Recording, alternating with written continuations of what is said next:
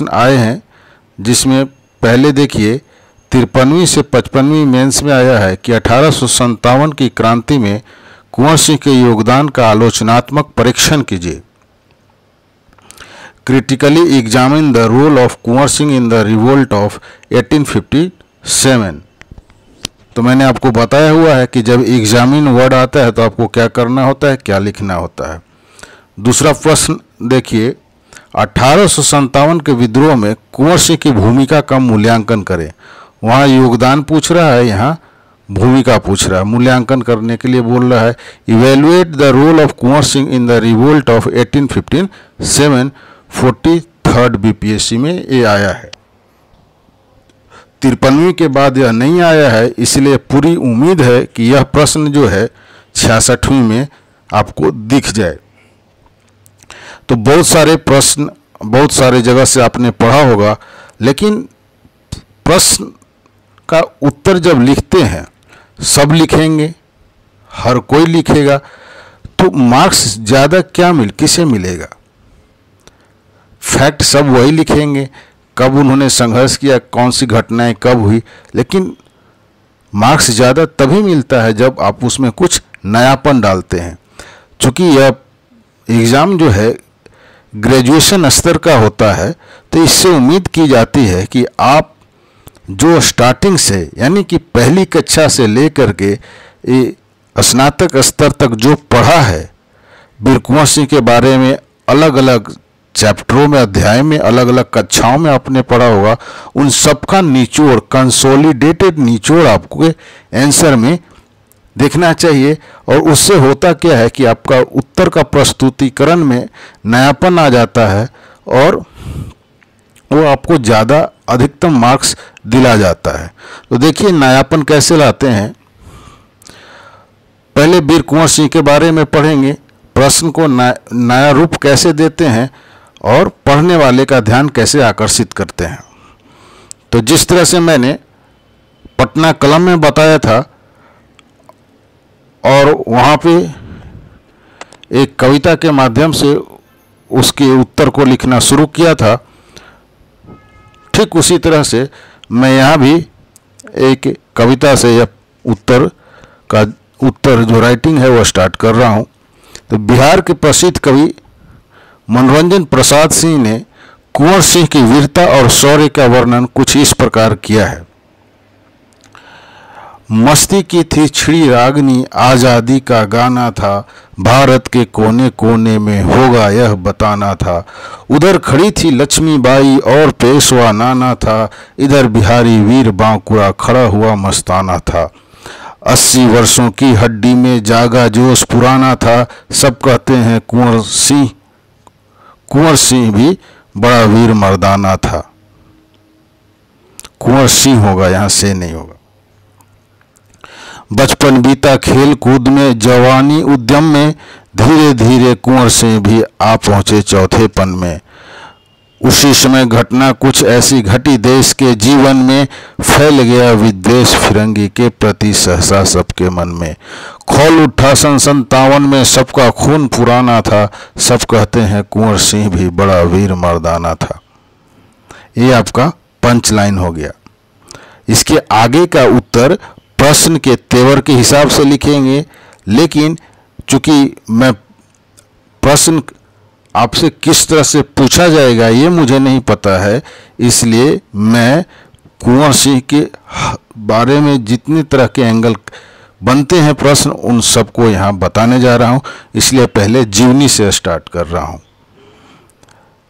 तो जीवनी देख लीजिए, फिर उनके 1857 की क्रांति के घटनाक्रम को देख लीजिए, फिर उनके सामाजिक योगदान को लिख लीजिए। तो किसी भी तरह से प्रश्न को अगर घुमा करके जब आपसे पूछा जाए तो आप उसको रिस्पॉन्स करने में सक्षम होंगे और बेहतर रिस्पॉन्स करेंगे। जीवनी। कुंवर सिंह का जन्म बिहार में शाहाबाद जिले के जगदीशपुर में 1777 ईस्वी में हुआ था। उनके पिता का नाम साहबजादा सिंह और माता का नाम पंचरतन कुंवर था। उनके पिता जगदीशपुर रियासत के जमींदार थे।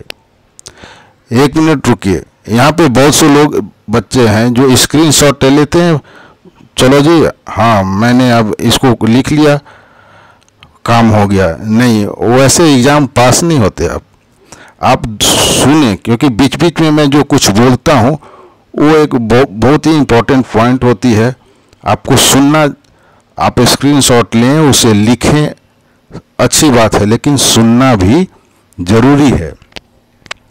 कुंवर सिंह के पिता वीर होने के साथ साथ स्वाभिमानी एवं उदार स्वभाव के थे, जिसका प्रभाव कुंवर सिंह के व्यक्तित्व पर भी पड़ा। कुंवर सिंह की शिक्षा दीक्षा की व्यवस्था उनके पिता ने घर पर ही की।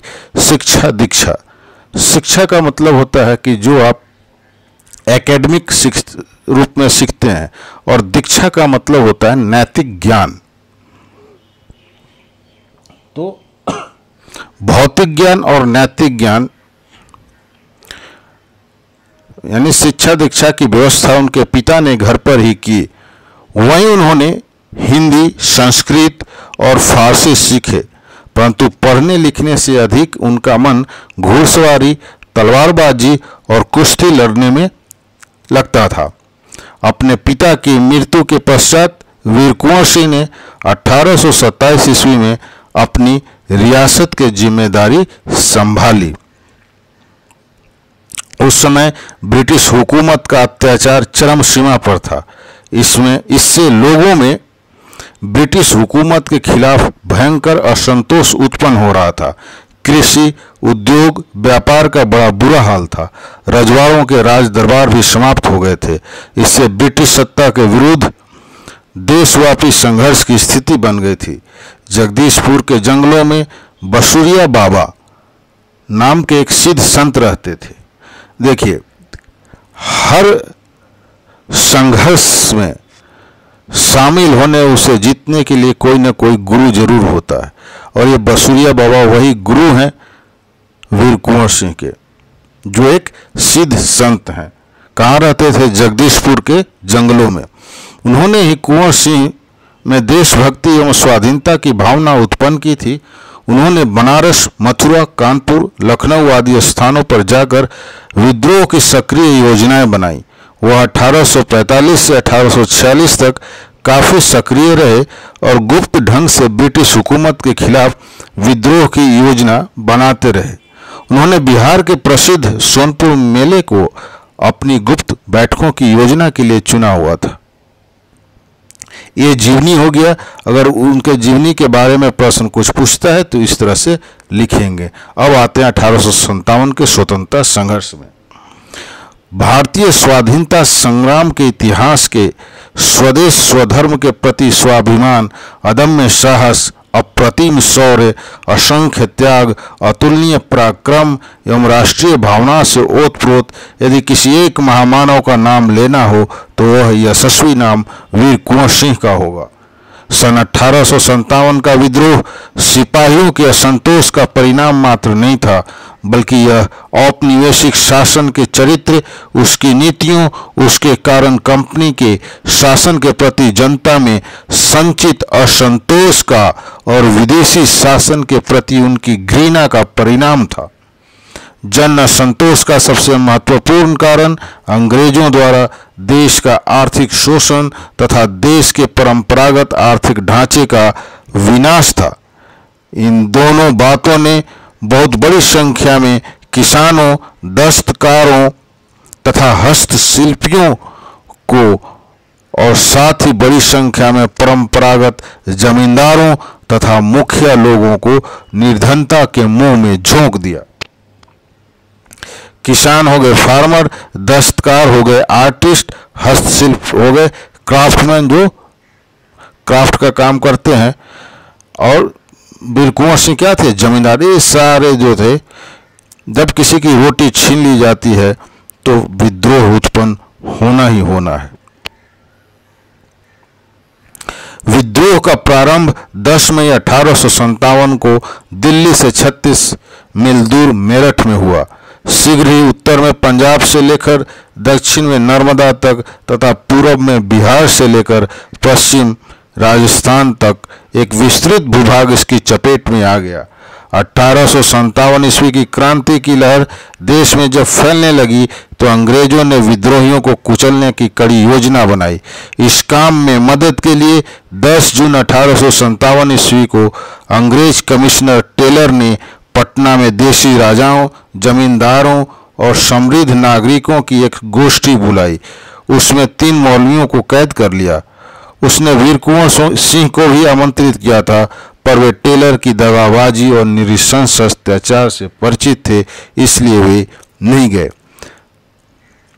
मेरे हिसाब से इतिहास को घटनाओं के क्रम में पढ़ना चाहिए, इसीलिए मैं यहाँ डेट वाइज उन घटनाओं को रख रहा हूँ, क्रम में, बढ़ते क्रम में, और उसी क्रम में आप याद करेंगे तो लिखना आसान होगा, डेट को याद करना भी आसान होगा।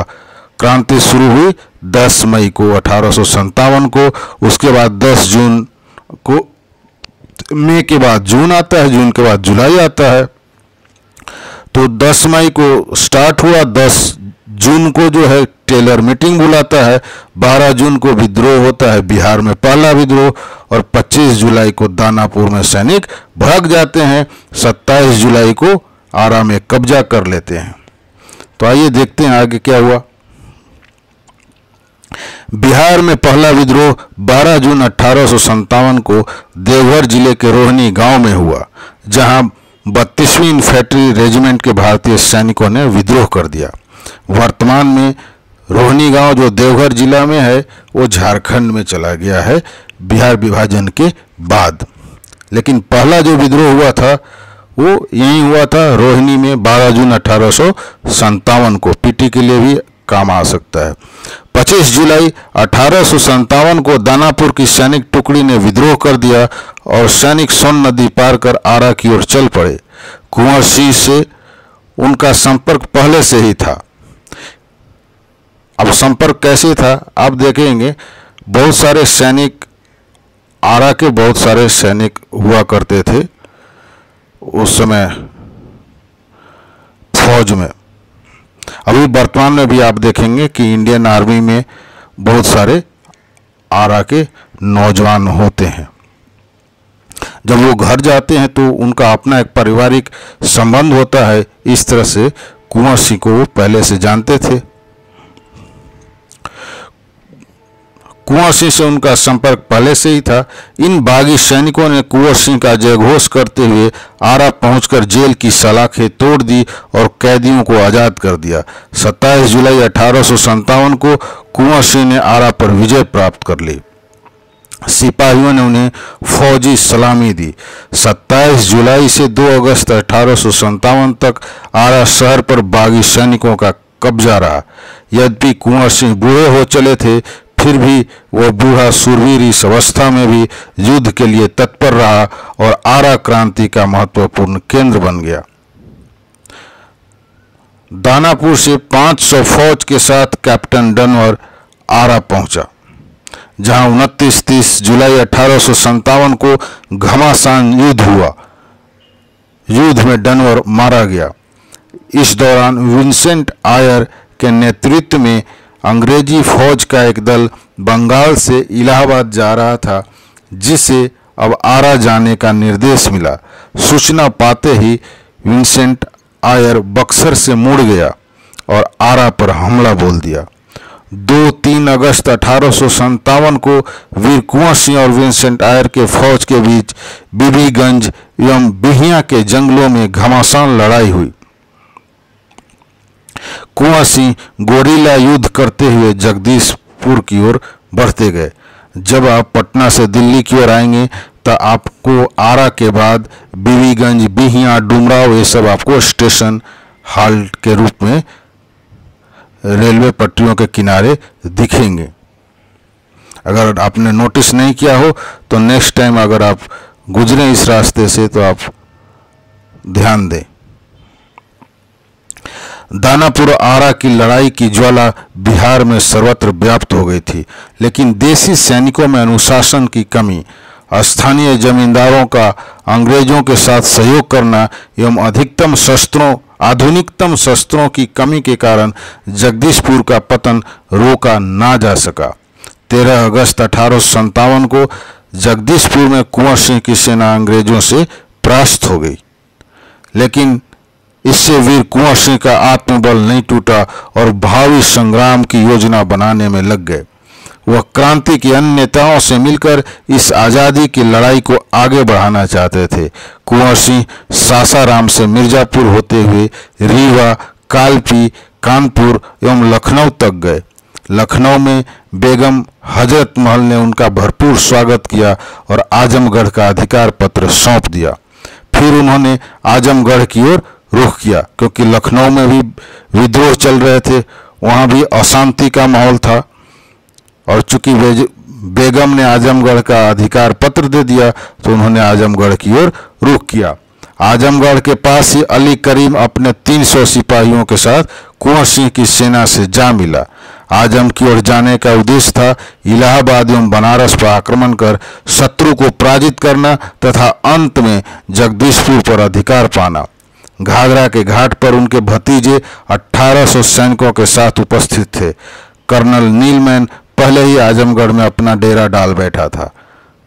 22 मार्च 1858 को वहां घमासान युद्ध हुआ, जिसमें कर्नल नीलमैन को जान बचाकर भागना पड़ा। वीर कुंवर सिंह का झंडा आजमगढ़ के किले पे लहरा दिया गया। यहाँ हरा दिया गया है, वो नहीं होगा, लहरा दिया गया। आजमगढ़ के जीत ने उनके सहयोगियों में उत्साह भर दिया। डेट आपको याद रखने हैं, उस घटनाओं के हिसाब से आपको आगे बढ़ते जाना है। याद करने के लिए डेट लिखिए, उससे जुड़ी घटना को मेमोराइज कीजिए, वो आसानी से याद हो जाएगा। कुंवर सिंह की जीत और कंपनी के हार ने गवर्नर जनरल लॉर्ड कैनिंग के कान खड़े कर दिए। आपको याद होगा कि आपसे पूछा भी गया है पिछले पीटी के एग्जाम्स में कि 1857 संग्राम के समय गवर्नर जनरल कौन था, तो लॉर्ड कैनिंग था। कुंवर सिंह की जीत और कंपनी की हार ने गवर्नर जनरल लॉर्ड कैनिंग के कान खड़े कर दिए। कैनिंग ने इलाहाबाद से लॉर्ड कॉर्क और लखनऊ से एडवर्ड लुगाई को अपनी अपनी सेनाओं के साथ आजमगढ़ पर धावा बोलने के निर्देश दिए। अब देखिए, कोई भी जंग बिना रणनीति की नहीं जीती जाती। उसी तरह से कोई भी एग्जाम आप बिना रणनीति के आप पास नहीं कर सकते।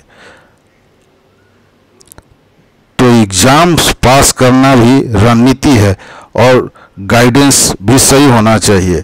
कौन गाइड कर रहा है यह बहुत महत्वपूर्ण है। क्या गाइड करने वाला उस एग्जाम में अपीयर हुआ है, सक्सेस हुआ है, ये भी बहुत महत्व रखता है। क्योंकि जब गाइड को ही पता नहीं है रास्ता कि इसमें कैसे चलना है और कैसे शिखर तक पहुंचना है, तो फिर वो आपको क्या बताएगा।